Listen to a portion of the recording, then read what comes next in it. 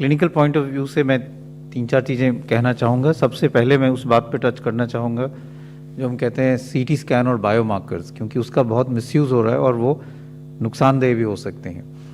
तो अगर हम देखें तो सीटी स्कैन आजकल बहुत ज़्यादा लोग करा रहे हैं और ये सोचते हैं कि जब भी उनकी कोविड पॉजिटिव रिपोर्ट आई तो एकदम सीटी करा लें। सबसे मैं पहले ये कहना चाहूँगा कि शुरू में सीटी कराने का कोई फ़ायदा नहीं है। माइल्ड जो आपको अगर इन्फेक्शन है, माइल्ड कोविड है, तो सीटी से कोई फ़ायदा नहीं है। सीटी में कुछ पैचेस आएंगे।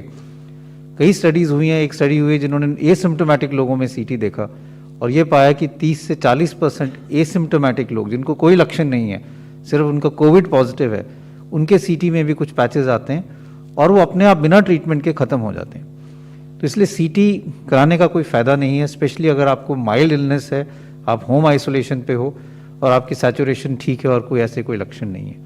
दूसरा, इसका नुकसान समझने की ज़रूरत है।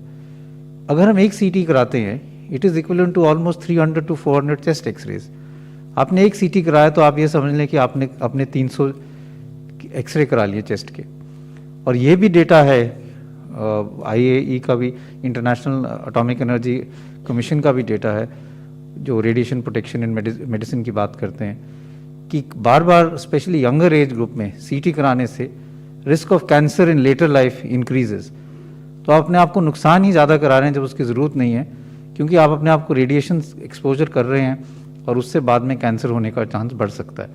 इसलिए मैं यही कहूँगा कि अगर आपको कोई सिम्टम नहीं है, माइल्ड डिजीज़ है और सैचुरेशन ठीक है, तो प्लीज़ सीटी ना कराएं। सीटी तभी कराने की ज़रूरत पड़ती है अगर आपको मॉडरेट इलनेस है और आप हॉस्पिटल में एडमिट हो रहे हैं, और अगर डाउट हो तो पहले चेस्ट एक्सरे कराना चाहिए, उसके बाद ही सीटी स्कैन कराएं।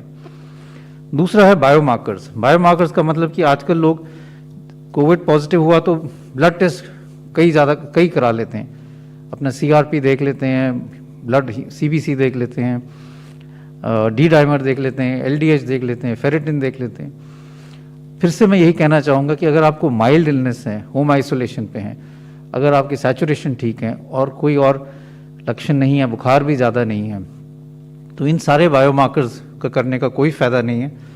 इससे पैनिक रिएक्शन ही ज़्यादा होगा। ये सारे बायोमार्कर्स एक्यूट फेज रिएक्टेंट है, मतलब अगर आपके बॉडी में कभी भी इन्फ्लेमेशन होगी तो ये बढ़ेंगे।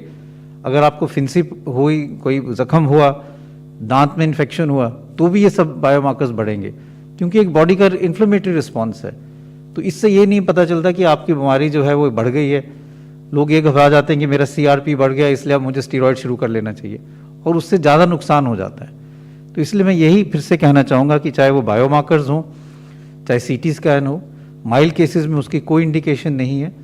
और अगर आपको ये कराना है तो डॉक्टर की सलाह से, जब आपको मॉडरेट इलनेस हो तभी कराएं, और ये समझें कि इसका नुकसान भी हो सकता है और अननेसेसरी बायोमार्कर्स की रिलायंस के कारण ओवर ट्रीटमेंट हो सकता है, जिससे नुकसान हो सकता है। तो इसलिए ये बहुत ज़रूरी है कि हम समझें कि biomarkers can be more harmful. CT scan तभी करना चाहिए अगर उसकी इंडिकेशन हो। कुछ लोग ऐसे हैं जो हर 3 दिन बाद CT करा रहे हैं, और मैं उनको यही कहना चाहूँगा कि उससे नुकसान ज़्यादा है। आप अपनी बॉडी को रेडिएशन एक्सपोजर कर रहे हैं जो बाद में नुकसानदेही हो सकता है।